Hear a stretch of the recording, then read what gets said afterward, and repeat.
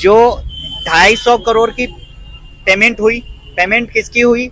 जिसके 2000, 4000, 5000, 10,000, 15,000 है, उसकी पेमेंट हुई। जो सहारा या गवर्नमेंट के रूल रेगुलेशन के हिसाब से जो कस्टमर कंटिन्यू पॉलिसी चलाया 2022 में सुप्रीम कोर्ट के ऑर्डर आने पे कि आप कोई भी नया एनसीसी नहीं कर सकते, तब तक जो कंटिन्यू जो कस्टमर थे, जो फेथ करते थे, वो कंटिन्यू जमा किया।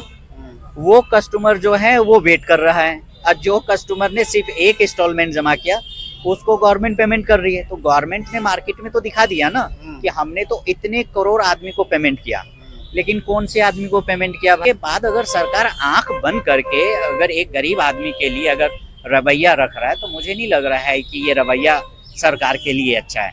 बस सरकार से एक ही गुजारिश है कि सहारा के जमाकर्ता के जो भी पैसे हैं, चाहे वो हमारे हों या किसी के भी हो पूरे भारत में, उसका एक एक पैसा ब्याज लगा के उनको दिया जाए। अगर नहीं दे सकती है तो सहारा की जितनी भी प्रॉपर्टी है सबको सीज करे। सरकार के पास ये पावर है, वो सीज करे और उसकी प्रॉपर्टी को सीज करके और कस्टमर का पेमेंट रिलीज करें।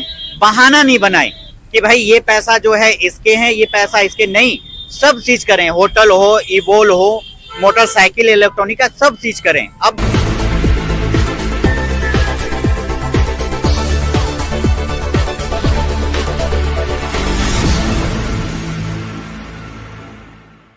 दिल्ली के 30,000 कोर्ट पे जो प्रदर्शन चल रहा है सहारा निवेशकों का उसके भुगतान के लिए, उसमें कुछ निवेशक हमारे साथ हैं जो यहाँ पे आए हुए हैं। उनसे सर, मैं निवेशक भी हूँ और कार्यकर्ता भी हूँ, दोनों ही। किस तरह की दिक्कतों का सामना करना पड़ रहा है? देखिए, दिक्कतें तो सर बहुत हैं, छोटी दिक्कतें नहीं हैं, बहुत दिक्कतें हैं। क्योंकि जिस कंपनी में आपने 15 साल, 20 साल, 22 साल दिया और वो कंपनी आपको एकदम निगलेक्ट कर दे, तो आप सोच लीजिए कि उस कंपनी की वैल्यू क्या है। और रह गया सहारा के पेमेंट के लेके, तो हम एक चीज़ जानते हैं कि जब सहारा फाइनेंशियल डिवीज़न में काम करती थी तो फाइनेंशियल डिवीज़न के काम से सहारा ने बहुत सारी चीज़ कर लिया। तो जब सहारा के पेमेंट से या सहारा के फाइनेंशियल वाले अमाउंट से होटल चल सकता है, सहारा का इवोल चल सकता है, सहारा का एयरलाइन चल सकता है, अब नहीं है लेकिन चला जब था, होटल चल सकता है, एम्बे वैली चल सकता है और इसके स्कूटी चल रहा है इलेक्ट्रॉनिक। तो जब सहारा के फाइनेंशियल डिवीजन से ये सारे डिपार्टमेंट बन सकता है तो उन सभी डिपार्टमेंट से आने वाला रिवेन्यू जो अमाउंट आ रहा है उससे सहारा के फाइनेंशियल डिवीजन का जो कस्टमर है जिनके पेमेंट रुके हुए हैं उनका पेमेंट क्यों नहीं हो सकता है? और रह गया अगर हम सरकार की बात करें तो सरकार क्या नहीं जानती है? सरकार सब चीज जानती है। अगर सरकार चाहे तो 2 मिनट 2 सेकंड लगेगा पेमेंट करने में। जब आप सरकार को पता है कि सहारा के पेमेंट इतने साल से दिक्कत है, 2012 से दिक्कत है, तो क्या 2012 से लेके 2024 चल रहा है तो सरकार को सहारा का नाम कभी सुना नहीं क्या? सरकार तो पूरा चीज सुना। और सेबी जिसको उसको अपने दायरे में लिया है, तो सेबी तो खुद सहारा की एजेंसी है, सरकार की एजेंसी है सेबी। सेबी का सीधा एक चीज कहना है, जब सेबी के पास डॉक्यूमेंट भेजा गया तो या तो आप चेक कर लो। चेक करने में कितना टाइम लगेगा सर? महीना, 2 महीना, 4 महीना, 6 महीना, साल, 2 साल, या 2012 से लेके 2024 तक 12 साल क्या 12 साल 10 साल टाइम लगेगा चेक करने में? तो ये सब कुछ नहीं है। सरकार चाहे तो अभी 2 घंटे में पेमेंट हो सकता है। और 2 घंटा भी छोड़ दीजिए सर, अभी सुप्रीम कोर्ट का ऑर्डर हुआ, 5,000 करोड़ रुपया रिलीज हुआ। चलिए 5,000 करोड़ रिलीज हुआ, 5,000 करोड़ रुपया रिलीज होके भी 7, 8 महीने, 9 महीने होने के लिए जा रहा है। अब इस 8 महीने या 9 महीने में आप ये देखिए कि सरकार की गुना भाग देखिए कितना बढ़िया है। जो 250 करोड़ की पेमेंट हुई, पेमेंट किसकी हुई? जिसके 2000, 4000, 5000, 10,000, 15,000 है, उसकी पेमेंट हुई। जो सहारा या गवर्नमेंट के रूल रेगुलेशन के हिसाब से जो कस्टमर कंटिन्यू पॉलिसी चलाया 2022 में सुप्रीम कोर्ट के ऑर्डर आने पे कि आप कोई भी नया एनसीसी नहीं कर सकते, तब तक जो कंटिन्यू जो कस्टमर थे, जो फेथ करते थे, वो कंटिन्यू जमा किया। वो कस्टमर जो है वो वेट कर रहा है। और जो कस्टमर ने सिर्फ एक इंस्टॉलमेंट जमा किया उसको गवर्नमेंट पेमेंट कर रही है। तो गवर्नमेंट ने मार्केट में तो दिखा दिया ना कि हमने तो इतने करोड़ आदमी को पेमेंट किया, लेकिन कौन से आदमी को पेमेंट किया भाई? जो आदमी को पेमेंट का पता ही नहीं उसको आपने पेमेंट किया, और जो कंटिन्यू गवर्नमेंट के रूल रेगुलेशन पे चला उसका पेमेंट, क्योंकि उसके पैसे ज्यादा जमा है तो वो जो ज्यादा जमा किया वो गलत हो गया, और जो 500, 1000, 2000, 5000 जमा किया वो सही है, बाकी हम लोग गलत हैं। तो गवर्नमेंट को सब पता है, ऐसा नहीं है कि 12 साल हो गया और गवर्नमेंट सहारा की नाम नहीं जानती है। 1978 से सहारा की नाम जानती होगी, क्योंकि जब सरकार ने किसी भी चीज का लाइसेंस देती है तो सबसे पहले सरकार ही जानती है कि ये लाइसेंस है किस चीज का, और उसके बाद अगर सरकार आंख बंद करके अगर एक गरीब आदमी के लिए अगर रवैया रख रहा है तो मुझे नहीं लग रहा है कि ये रवैया सरकार के लिए अच्छा है। आज अगर मैं अपनी बात करूं सर, तो हमने भी बहुत सारे सपने देखे थे कि भाई हमारा भी घर होगा, मकान होगा, हम अपने माँ बाप को अपने साथ रखेंगे, किराए पे भटक रहे हैं, एक छोटा सा अपना घर होगा, फैमिली के साथ रहेंगे। लॉकडाउन हुआ, लॉकडाउन में नौकरियां छूट गई, उसी लॉकडाउन में सुप्रीम कोर्ट ने सहारा के ऊपर में नया काम करने पे रोक लगा दिया। ठीक है, मेरा एक चीज कहना है कि अगर सहारा गलत है तो आप सहारा पे एकदम सख्ताई कीजिए, लेकिन सख्ताई का मतलब ये नहीं कि जो व्यक्ति पेट काट काट के पैसा जो जमा किया आप उसको ही मार दीजिए। और यहाँ इसका उल्टा हो रहा है, सरकार सख्ताई भी कर रही है, पेमेंट भी नहीं दे रही है। अब सहारा के जितने भी बैठे हुए अधिकारी हैं, क्या उस अधिकारी को पता नहीं है? सब चीज पता है।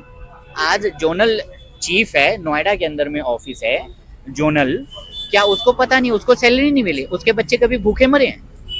या सहारा के जितने भी बैठे हुए, चाहे वो ओपी श्रीवास्तव हो, चाहे सपना राय जी हो, या और भी जो भी डायरेक्टर हैं किसी भी बोर्ड ऑफ मेंबर के, उसके बच्चे भूखे मर रहे हैं। लेकिन हमसे पूछिए ना, हमारे बच्चे भूखे मरे हैं भाई साहब? हमारे बच्चे लॉकडाउन में नमक रोटी के लिए हम तरस गए हैं। तो ऐसे डिपार्टमेंट की क्या वैल्यू रखें, क्या इज्जत रखें? हमने 22 साल हो गया, अगर 2024 में जोड़ें तो 2002 से मेरी इसमें ज्वाइनिंग थी सहारा के अंदर में, और हमने बहुत अच्छा काम किया। तो अच्छा काम सर, जब आप अच्छा काम करेंगे तब आपको सब तारीफ करेगा। आज आप माँ बाप को कमा के देंगे तो आपसे बढ़िया बेटा कोई नहीं है, और जब वही बेटा कमा के नहीं देता तो वही माँ बाप लात मार के कहता बाहर निकलो।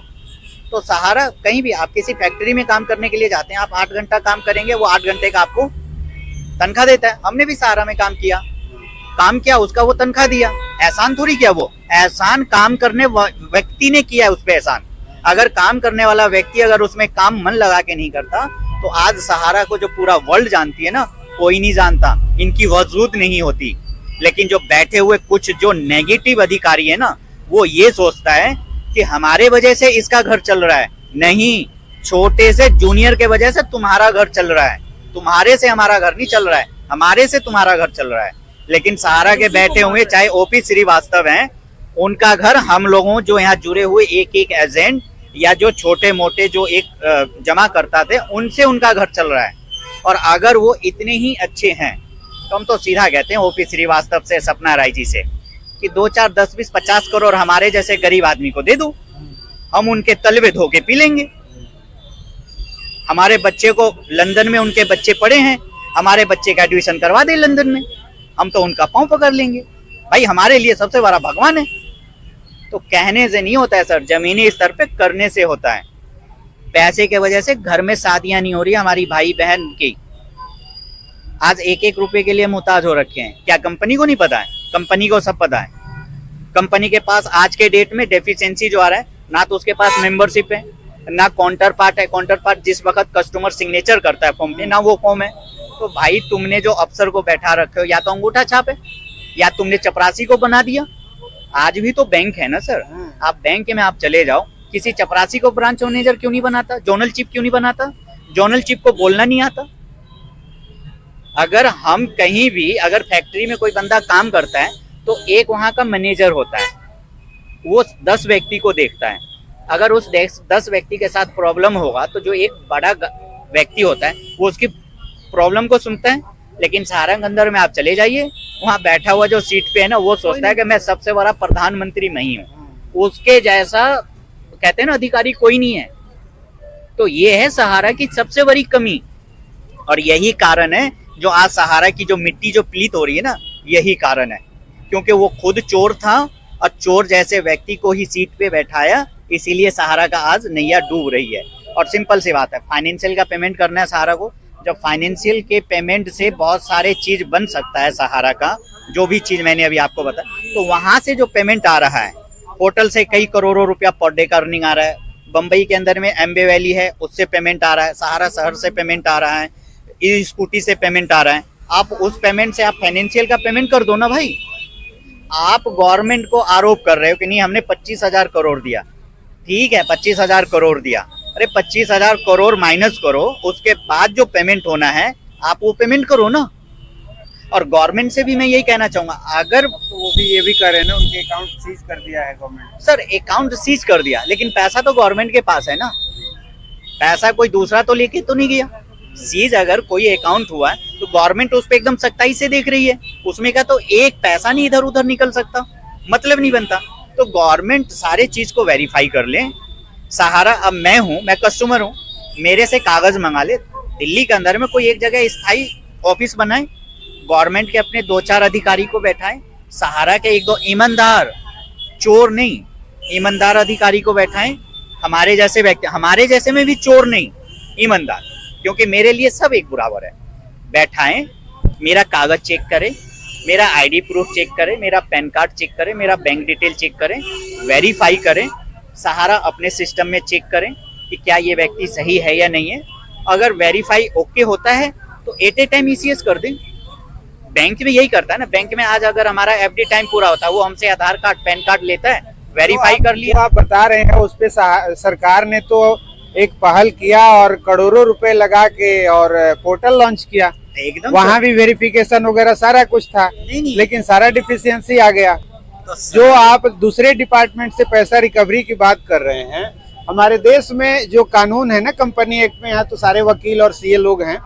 फॉर्मूला ये है, अभी आपने विजय माल्या का नाम सुना होगा, विजय माल्या जी चले गए, उनकी जहाज जो है वो डूब गई, जहाज घाटे में चली गई, लेकिन उनकी एक कंपनी आप सुन रहे होंगे, अगर आप होंगे मार्केट में, तो किंग फिशर एक आता है ब्रांड, बियर बनाती है कंपनी, आज भी चल रही है। सरकार के पास इतनी ताकत नहीं है कि किंग फिशर को एक्वायर करके और वहां जो घाटा हुआ है उसको पूरा कर दे, नहीं है। यहाँ कंपनी, एक आदमी 10 कंपनियां बना लेता है, एक कंपनी घाटे में गई, दूसरी कंपनी 10 गुना फायदे में गई, लेकिन उसका पैसा इसमें नहीं जाएगा। वही हाल सहारा के साथ हुआ है। सहारा की जितनी एजेंसियां हैं, एक के बाद क्रेडिट सोसाइटी बंद हुई, कोऑपरेटिव सोसाइटी चालू हुई, फिर वो सहारा ग्रुप 4 चालू हुआ, फिर क्यू शॉप चालू, क्यू शॉप आया। ये सारे जो डिपार्टमेंट हैं सब इंडिविजुअल हैं, इसका पैसा उसमें नहीं जाएगा, उसका पैसा उसमें नहीं जाएगा। पब्लिक को बताया गया कि ये सब सहारा के हैं। हम ये जानते हैं कि सहारा के पास होटल है, सहारा के पास जहाज है, सहारा के पास सब कुछ है। जो जहाज है उसका पैसा होटल में नहीं जाएगा, जो होटल है उसका पैसा क्यूआर में नहीं जाएगा। वो ग्रोसरी शॉप भी तो लेके आई थी ना, लेकिन अब इसी में उलझा के आम आदमी को रख दिया। सिंपल यहाँ पे एक चीज कहना चाहूंगा, आपने एकदम सही कहा कि भाई होटल का पैसा एयरलाइन में नहीं जाएगा, एयरलाइन का पैसा क्यू शॉप में नहीं जाएगा। तो जब ये पैसा क्यू शॉप, एयरलाइन, होटल में नहीं जा सकता, तो फाइनेंशियल का पैसा से होटल क्यों बना, एयरलाइन क्यों बना, क्यू शॉप क्यों बना, इसका पैसा उसमें क्यों गया?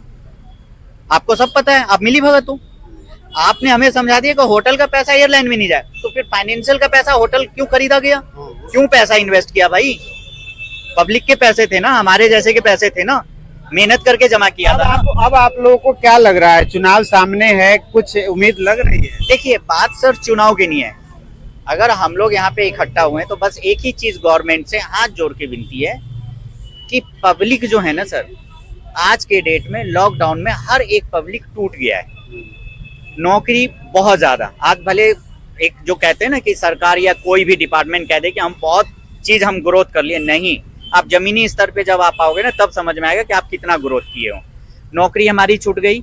आज हम कहीं नौकरी के लिए जाते हैं ना तो 8,000, 10,000, 9,000 से ऊपर की नौकरी नहीं मिल रही है। अगर 8,000, 10,000 से दिल्ली शहर में अगर घर चल रहा है तो मुझे कोई भी व्यक्ति बता दे कि भाई घर चल रहा है। अब कोई कह देगा, उदाहरण दे देगा, भाई रिक्शा चलाने वाला, तो रिक्शा चलाने वाले को आप देखिए ना सर, 200 रुपया कमाता है ना तो 150 रुपए का वो पी लेता है, रोड पे सोता है, तो उसका काम ही वही है। लेकिन जो एक जमीनी स्तर पे जो फैमिली को लेके चलता है ना, उनको 2 वक्त की रोटी भी चाहिए, बच्चे को भी पढ़ाना है, अच्छा एजुकेशन देना है, अच्छे जगह में रहना, हर चीज उसके लिए होता है। तो सहारा सब जानती है, सहारा सिर्फ हम लोगों को वीडियो लंबा हो रहा है, चलते चलते आप क्या कहना चाहेंगे सर? बस सरकार से एक ही गुजारिश है कि सहारा के जमाकर्ता के जो भी पैसे हैं, चाहे वो हमारे हों या किसी के भी हो पूरे भारत में, उसका एक एक पैसा ब्याज लगा के उनको दिया जाए। अगर नहीं दे सकती है तो सहारा की जितनी भी प्रॉपर्टी है सबको सीज करे। सरकार के पास ये पावर है, वो सीज करे और उसकी प्रॉपर्टी को सीज करके और कस्टमर का पेमेंट रिलीज करें। बहाना नहीं बनाए कि भाई ये पैसा जो है इसके हैं, ये पैसा इसके नहीं, सब सीज करें। होटल हो, ईबोल हो, मोटरसाइकिल, इलेक्ट्रॉनिक का सब सीज करें। अब बहाना यहाँ पे बनेगा कि नहीं इलेक्ट्रॉनिक जो मोटरसाइकिल है उसका लोगो अलग है। अरे लोगो अलग है तो सहारा के ही कुछ चमचे उसमें काम कर रहे हैं, कुछ चमचे काम कर रहे हैं। तो अगर सहारा के नहीं है तो वो चमचा कैसे काम कर रहा है? हमारे पास भी ऑफर आ रहा है काम करने के लिए, तो सहारा के नहीं तो हमें क्यों? आप बाहर किसी से क्यों नहीं करवा ले रहे हो? क्योंकि उसको पता है सहारा वाले को कि बाहर का व्यक्ति नहीं कर सकता। तो इस तरीके से नहीं, सरकार से हाथ जोड़ के विनती है कि आप पेमेंट कर दें। मेरा नाम सफी अहमद है सर और मैं दिल्ली से ही हूँ। आपका नाम? नीलिमा मिश्रा, मैं भी शालीमार बाग दिल्ली से ही। तो ये आपने सुना, ये जो निवेशक हैं इनकी जो परेशानियां हैं, लगभग सबकी एक से एक परेशानियां हैं और सबका यही कहना है कि चाहे जो हो, जैसे हो, इनका पेमेंट किया जाए, क्योंकि अब इतना लंबा हो गया है कि ये इनसे बर्दाश्त नहीं होता। रोज़ एक नई नई समस्याएं आती हैं और ये प्रदर्शन, जहां भी प्रदर्शन होता है ये लोग जाते हैं इस उम्मीद से कि सरकार शायद इनकी बात सुनेगी।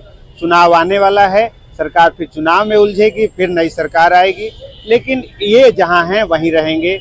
उम्मीद करते हैं कि सरकार तक इनकी बात पहुंचे और इस पैसे का समाधान हो। बहुत बहुत धन्यवाद।